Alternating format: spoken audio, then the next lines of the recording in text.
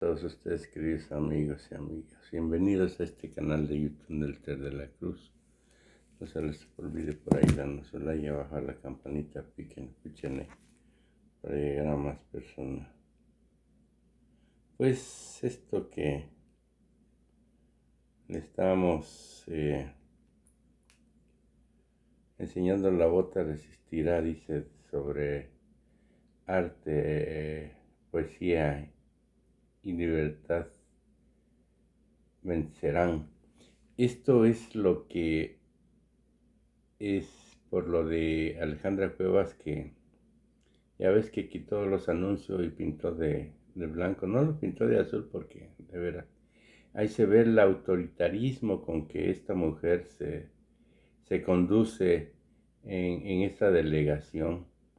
Es increíble el autoritarismo con que se le va en contra de esta austería y se la cierra. Diciendo mil cosas, y pues creo que Claudia Sheinbaum ya tomó carta en el asunto. Por aquí ya sacaron a un cadáver, a César Camacho Quirós, que estuvo con el Peña Nieto. El PRI no entregará el Estado de México. Ya empezaron sí, porque es el bastión político de todos estos, de esta familia, que lo hicieron suyo, por encima de todo. Se enriquecieron vilmente a lo bestia. Entonces vamos a seguir con la siguiente pregunta. ¿Qué les parece? No se toma en cuenta, pero sí, son obras importantísimas, el drenaje, el agua. Entonces vamos a buscar la forma de ayudar. Le voy a pedir al director de Pemex que se haga un estudio y hablar también con las autoridades locales, con el gobernador, con el presidente municipal. A lo mejor lo podemos hacer en forma conjunta. No van a ser los ingenieros militares porque están saturados, ocupados allá en el sureste. La verdad que ojalá viviesen más técnicos, ingenieros como este grupo, porque son gentes que tienen mística, que trabajan, no hay para ellos lluvia, sol, cumplen con sus propósitos. Una de las cosas que se heredaron muy lamentables es que las empresas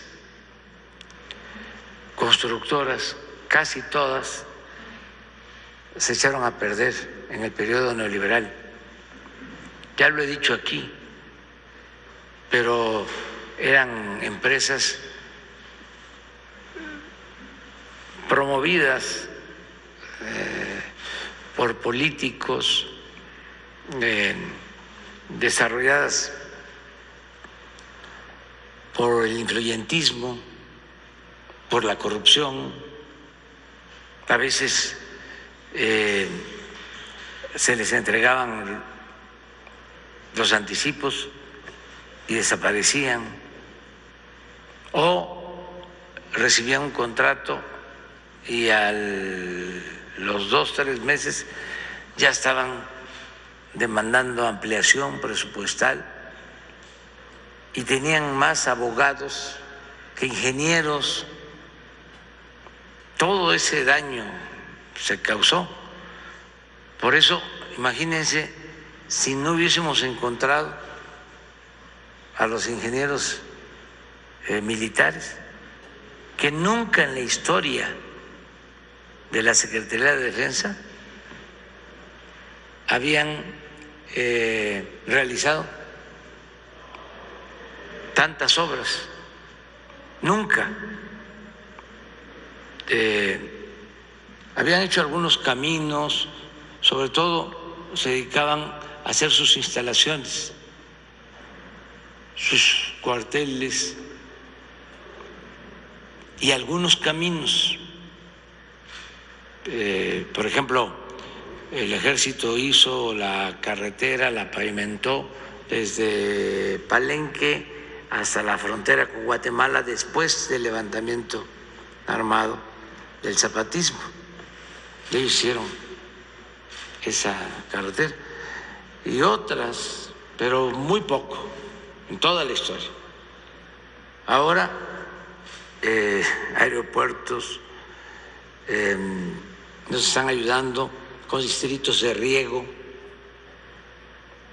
nada más en Nayarit están trabajando para construir un distrito de riego en beneficio de 30,000 hectáreas para la producción agrícola, casi 300 cuarteles de la Guardia Nacional construidos por ellos. Ayer me informaban, ya son 1,600 sucursales del Banco del Bienestar terminadas. A finales de este año vamos a tener 2,000 sucursales del Banco del Bienestar terminadas. Y a más tardar a mediados del año próximo, las 2,700 sucursales. Todo esto hecho por ellos. Antes de la pandemia se echó a andar un programa especial de rehabilitación de hospitales. Eso nos ayudó mucho a enfrentar el problema de la pandemia del COVID. Hospitales que estaban inconclusos, pero pues están totalmente saturados. Ahora tienen obras del financiamiento de aduanas en el norte. Por ejemplo, la Secretaría de la Defensa tiene a su cargo el libramiento para que ya el tren no siga pasando en medio de Nogales. Eso es una demanda de tiempo atrás de la gente. Se está haciendo ya el proyecto para un libramiento y se va a hacer la nueva aduana en Nuevo Laredo, también por ellos, un segundo piso en toda la frontera de Tijuana, 10 kilómetros, también ellos. Y en el caso de la Marina, lo mismo, que están rehabilitando los puertos, tienen ahora a cargo la construcción de vías férreas en el Istmo. Nos ayudan mucho, pero sí vamos a buscar a los ingenieros que hagan el estudio, los ingenieros civiles, hidráulicos, para lo del drenaje, y lo analizamos y vemos si lo podemos hacer aún en etapas por lo que nos falta, ¿sí? Pero sí va a haber respuesta a tu planteamiento. Gracias, señor presidente. Una pregunta muy simple. Hace 15 años tuve la fortuna de entrevistarlo. Le dije que iba a ser presidente y no me equivoqué. Ese día le hice una pregunta que quisiera hacerle nuevamente el día de hoy. Muy simple.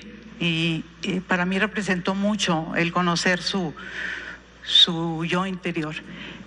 Le pregunté que cuál era su canción favorita dentro de la entrevista y me dijo usted Los Caminos de la Vida. ¿Sigue siendo su canción favorita? Sí, es una de las favoritas. Muy bien. Gracias, señor presidente. Sí. Dios lo bendiga. Sí, esa la escuché en una ocasión, la vamos a poner al rato.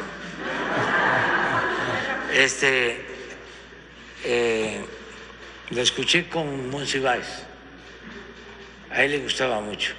Fuimos a comer a un restaurante en donde está o estaba el Senado, Los Girasoles, y ahí llegó una banda, músicos, acordeón y todo. Les cantamos una y le dije a Carlos ¿cuál? Los caminos de la vida. Entonces lo vamos a escuchar. Vamos con los tres. También.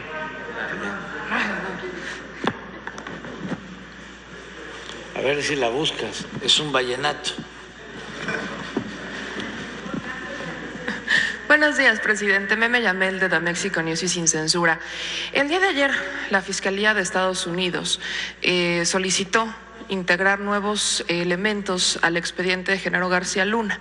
Estas nuevas pruebas es un audio, son unos audios en donde Genaro García Luna, el exsecretario de Seguridad, tuvo conversaciones con agentes encubiertos. En estos audios, en uno de ellos, afirmó haber hostigado y amenazado, perseguido a periodistas que lo investigaban aquí en México, así como también haber pagado millones también a periodistas y a medios de comunicación para que no lo investigaran. También en una segunda intervención que tuvo con otro agente infiltrado, Genaro García Luna solicita mandar a desaparecer al rey Zambada, que sería uno de los testigos en su caso, y también menciona a Cárdenas Palomino, que hoy está detenido aquí en México por el delito de tortura hacia los hermanos Vallarta sobre el montaje Cases Vallarta. Sobre esto, presidente, preguntarle, aunque la información se publicó desde ayer a las 7:30 de la tarde. Fueron muy pocos los medios los que la fueron retomando, incluso la mayoría ya lo retomó al filo de las 10 de la noche sobre el caso de Genaro García Luna. Y sobre esto preguntarle dos cosas. La primera, si el gobierno de México va a iniciar una investigación sobre estos sobornos que habría dado Genaro García Luna a periodistas o a medios de comunicación aquí en México para evitar que lo investigaran, y si va también a investigar este hostigamiento por parte de Genaro García Luna, exsecretario de Seguridad, hacia periodistas. Y en un segundo planteamiento, preguntarle si se va a reforzar la seguridad hacia Cárdenas Palomino, que fue cómplice de Genaro García Luna, que también está siendo investigado en Estados Unidos y al que, no sabemos todavía, pero en dado caso que Estados Unidos solicitara su extradición, ¿estaría México dispuesto a enviarlo a Estados Unidos? Bueno, pues es un asunto muy delicado. En efecto, ayer se dio a conocer esta información de la Fiscalía de Estados Unidos sobre unas supuestas grabaciones. Ya una vez detenido García Luna, lo grabaron. No se sabe si esto es prueba, si se va a aceptar. Lo que sí yo pediría desde ahora es que, independientemente si tienen valor jurídico o no las grabaciones, ojalá y se busque la forma de que se den a conocer. Porque yo siempre he sostenido de que la justicia tiene que ver mucho con lo preventivo. el que se conozcan todos los hechos y se reprueben, se estigmaticen hechos de abuso de autoridad, de represión, de corrupción, que no se quede nada más en juzgados, en expedientes, porque esto ayuda mucho a mejorar la vida pública, a purificar la vida pública, la transparencia. Entonces, sí vamos a estar pendientes para que si se autorizan o no, si se aceptan o no estas pruebas, que puedan darse a conocer. ¿Solicitaría que se haga un juicio público en el caso de García Luna? Pues que se dé a conocer toda la información, que no se oculte nada, que sepamos todo, porque también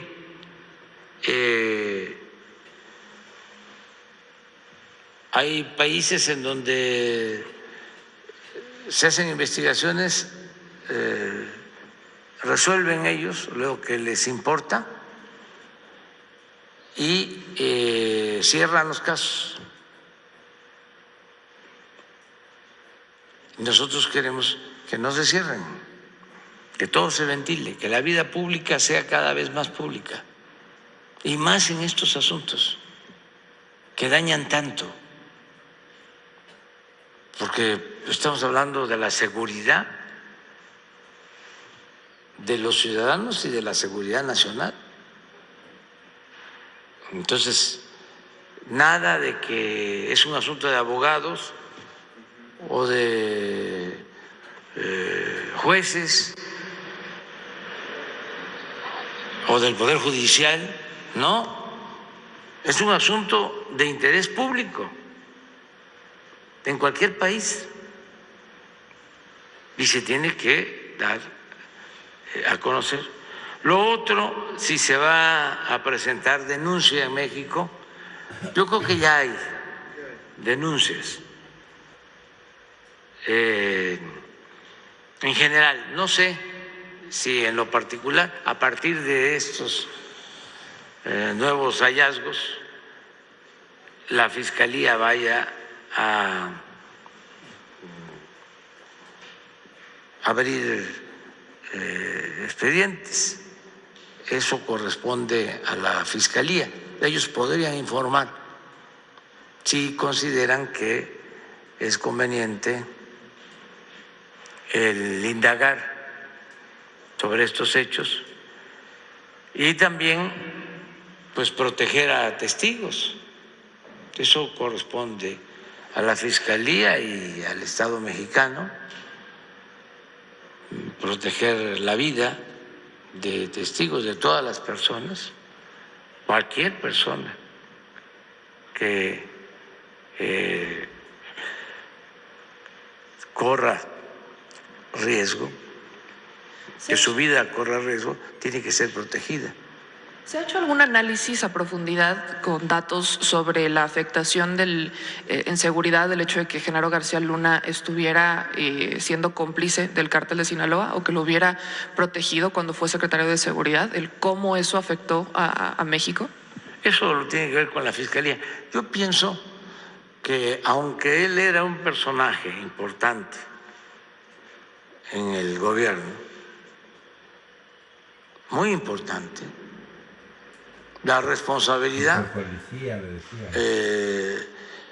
se tiene arriba en la decisión equivocada de enfrentar el problema de la delincuencia con medidas coercitivas, declarando la guerra. Para tapar el fraude.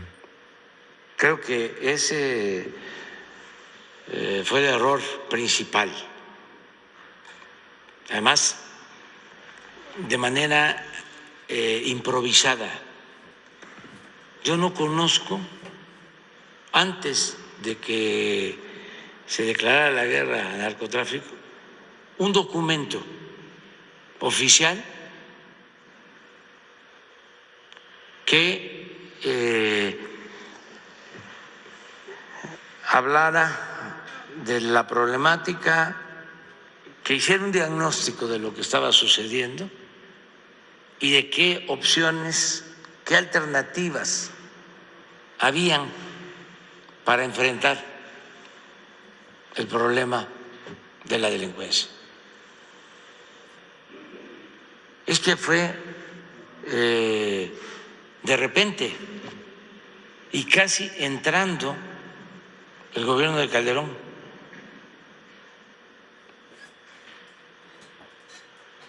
Hay la anécdota de que estaba de gobernador, va a recibirlo. Todo esto en medio de la falta de legitimidad por el fraude electoral. Entonces, para tratar de ganar legitimidad, muy parecido a lo que hizo Salinas después del 88, con Hernández Galicia, líder sindical muy fuerte. Llega a la presidencia después de una elección fraudulenta, muy cuestionada, y preparan actos espectaculares para obtener legitimidad, lo que no lograron en las urnas, y ganar popularidad pronto, desde luego con el apoyo de los medios, toda una campaña, toda una estrategia bien diseñada, bien montada. Y popularmente o en términos mediáticos le funcionó, porque da ese golpe y otros, y a los 6 meses, al año, la gente contenta.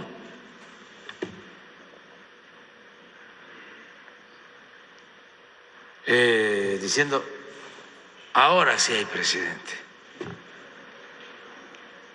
A este sí no le tembló la mano.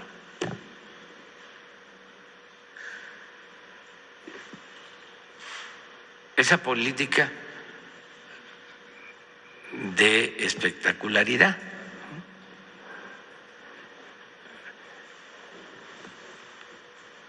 Y ya sabemos lo que pasó después.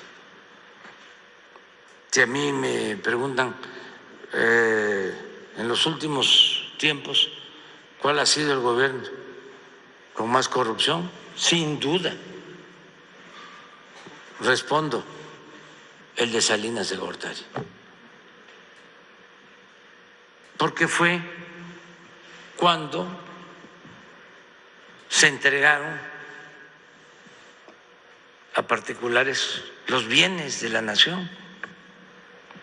Se llevó a cabo una transferencia de bienes del pueblo de México a un grupo de allegados a Salinas. Siempre lo he dicho y ahora lo voy a repetir, pero antes de que llegara a Salinas solo había una familia que aparecía en la lista de Forbes de los más ricos del mundo, la familia Garzazada, creo que con 2.500 millones de dólares. Una, 1988. antes de que entrara Salinas.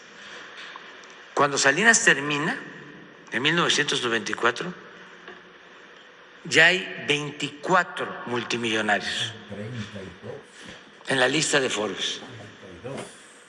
En un sexenio, de 1 a 24, con más de $1,000 millones.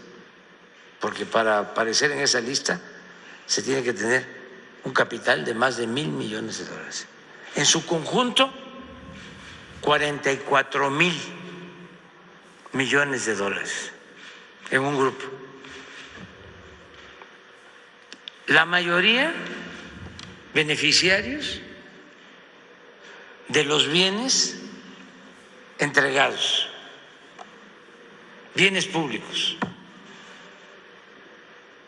bancos, empresas, minas.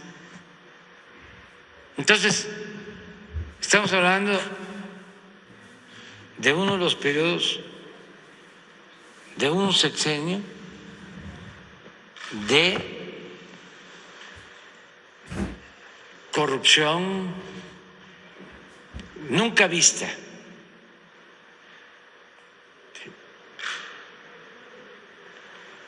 Pero un control de los medios, ahí empezó también la domesticación de la intelectualidad,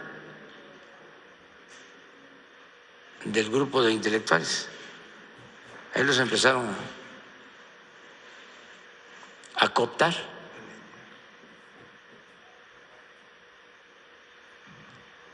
A acarrear.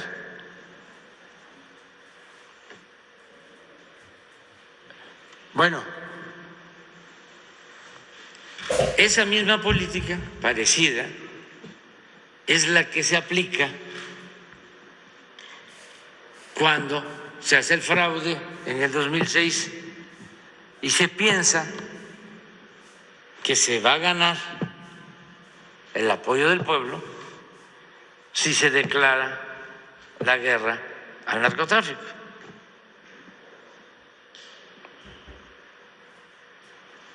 Nada más que eso no resultó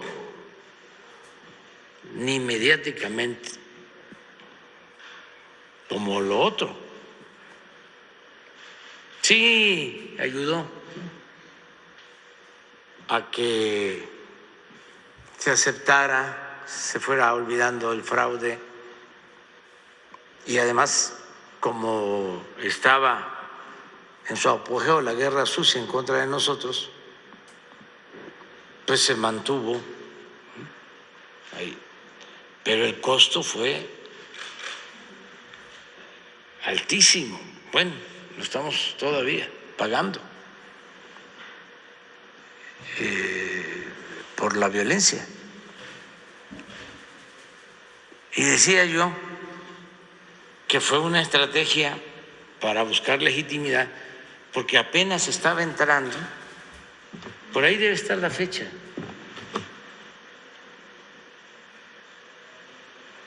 él entra de manera muy cuestionada porque hubo fraude. Y Calderón lo sabe, y lo saben los que lo apoyaron. Y hubo complicidad de personajes del sector empresarial como Claudio X González. A todos les pagó, porque después de ese fraude se privatizó Aeroméxico.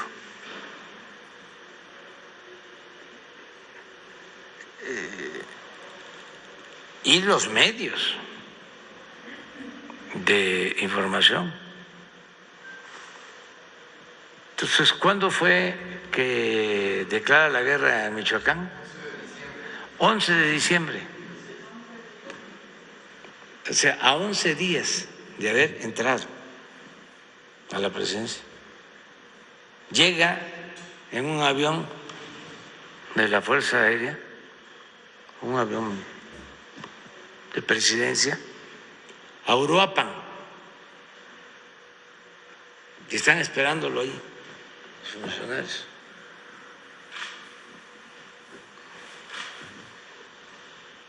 Estaba el gobernador. Y me cuentan que empiezan a bajar del avión.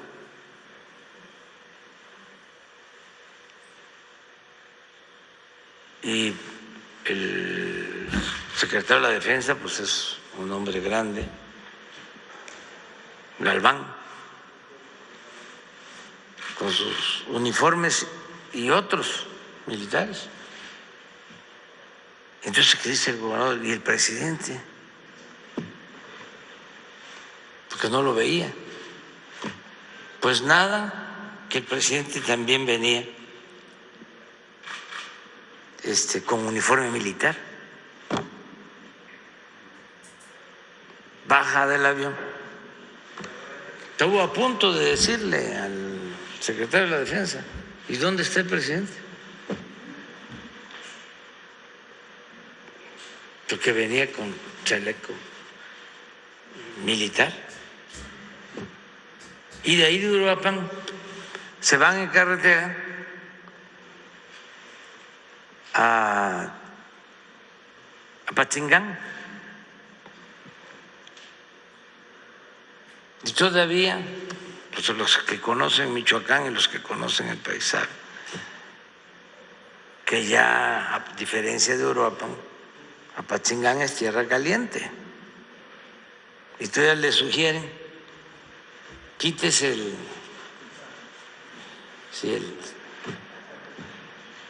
¿cómo le llaman eso? Sí, el traje militar, porque hay mucho calor. Dijo, no. Y ahí va al acto. ¿Tienen el acto? Ahí está.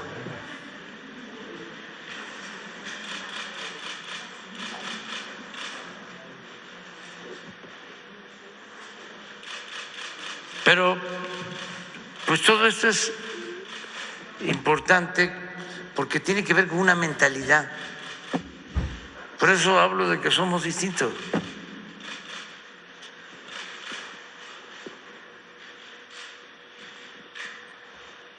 No, pues ahí está Lázaro también, está estudiante. Entonces, es cómo resolver un problema con el uso de la fuerza, además ni siquiera analizado, estudiado. Es muy probable que además de que los asesores le hayan dicho de que así iba a ganar legitimidad, lo hayan aprobado,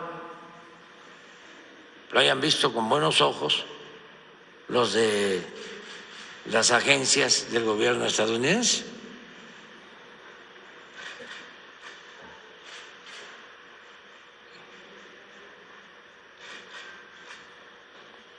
Y así empezó todo. Entonces luego, ahí no está ahí está el secretario de Gobernación, que está atrás, que era gobernador de Jalisco, pero no aparece ahí García Luna. Pero al poco tiempo, sí, Lázaro, sí. Pero al poco tiempo ya empieza a aparecer García Luna. Entonces, ese es el origen del asunto. Y luego, pues, se queda con García Luna como hombre fuerte para profundizar sobre esta política. Yo andaba visitando los pueblos y eso me ayudó mucho porque ahora sí que políticamente me daban por muerto. Una vez le preguntaron a Felipe Calderón que sí, qué opinaba de mí en una entrevista de radio en esos tiempos. Y dijo que ahí andaba yo, reuniéndome con 3, con 4, con 5, con 10 personas. Y tenía algo de razón, porque era pueblo por pueblo, reuniéndome con la gente. Y a veces, pues, eran pocos, ¿no?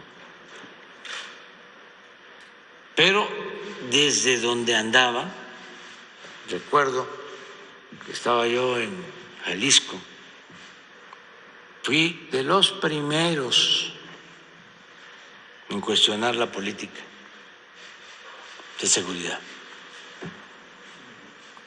Y ahí está la prueba en las hemerotecas, lo que hay de los periódicos, las posturas de los primeros, cuando todo el mundo estaba aplaudiendo. Eso no conduce a nada. Recuerdo que en una plaza pública en Jalisco hablé del tema, de que eso no era correcto, que esa no era la opción. Incluso pedí la renuncia.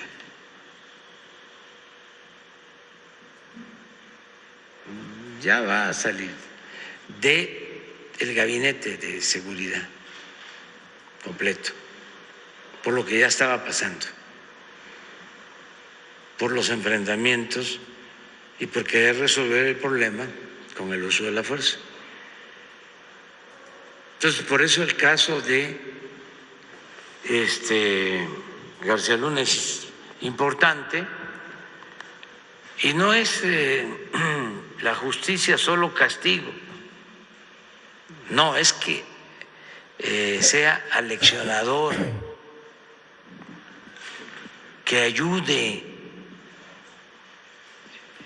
a prevenir, a que no haya repetición, a que no se quieran resolver los problemas de origen social con el uso de la fuerza,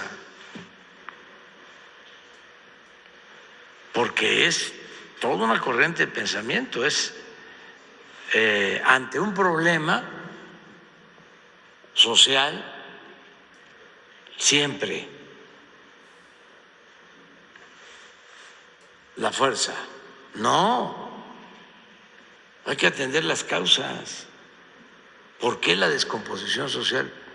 ¿Por qué se llega a esos extremos?